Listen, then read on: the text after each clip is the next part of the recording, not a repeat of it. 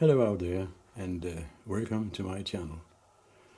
In the last episode I got all the leaks, the pipe connection leaks fixed, and the connections to the injector leaks fixed as well. So today I will concentrate on the injector. As mentioned, the injector doesn't atomize the fuel properly. I have taken the injector out and bleeded the system from air. And it should be so that the injector should atomize the fuel even by turning the engine by hand.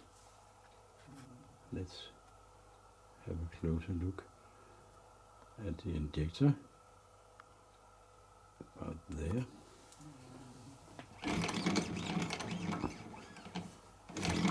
It's only seeping out, as you can see, and that's no good. The injector, a reason for not atomizing the fuel is that the spring is all too hard and it fits too well in the injector body, which means that the needle valve doesn't flow as it should at all. If we compare it with one of my own injectors, the needle valve kind of flowed a bit, as you can see. And to compare the size, they were about twice the size. It's all too big for such small engine. So now we know that the needle valve doesn't float, so to speak, and we know that the tip of the needle valve has a worn edge, and I am sure that the body has worn seat too. So instead of trying to play with this, I will try to use one of my own injectors. I have made a new injector for the engine, and I'm about to test it, and it seems to be fine, atomizing the fuel very well.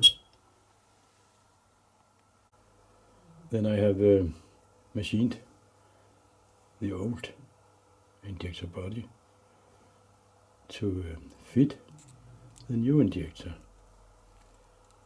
and I have made a fiber packing for the old and a fiber packing for the new one. And as you can see, I'm able to adjust the new injector in and out by using several packings to test the distance from the injector to the piston top. I have made a 2mm pipe to fit the connection to the injector, and I will turn the engine by hand using the engine's pump.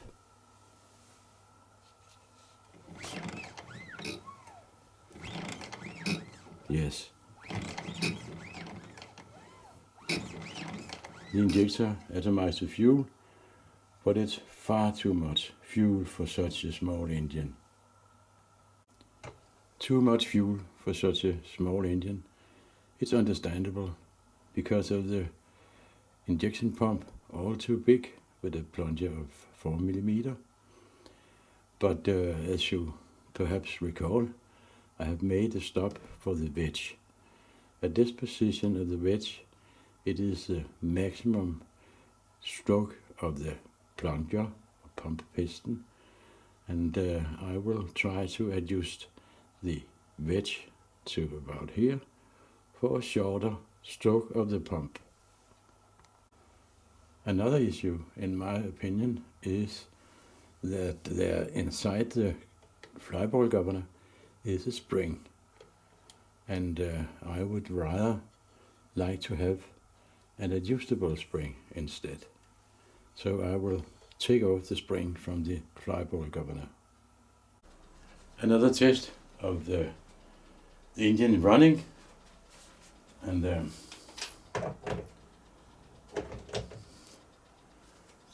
started.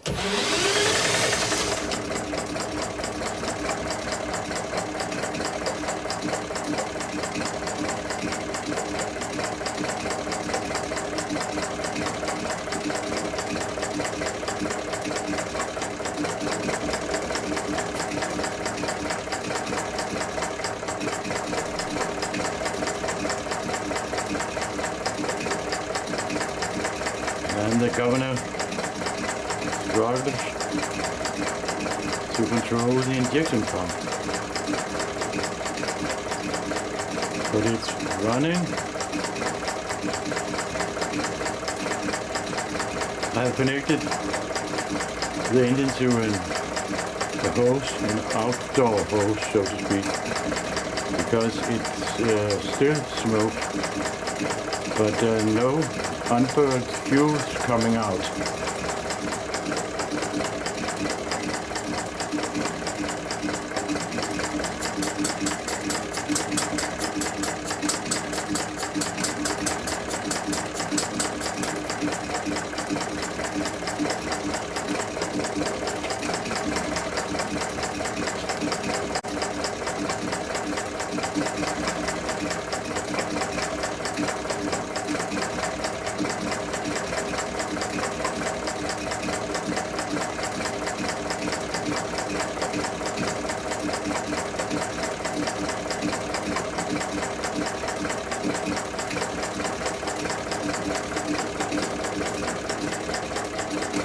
And yes, I got the engine running, and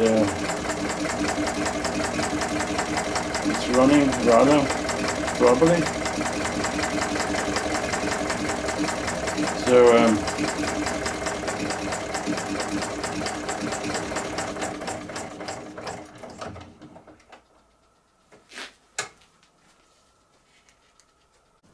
So let's try to see if I can hand crank it.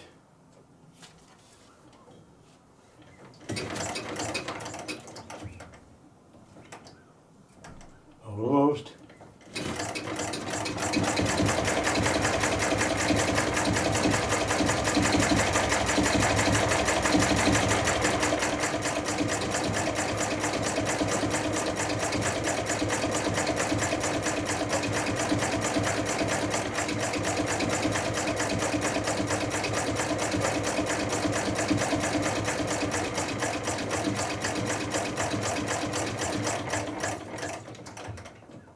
Yes, it was possible to hand crank the engine.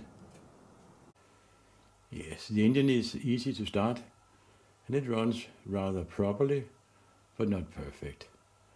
And there are at least two reasons for that.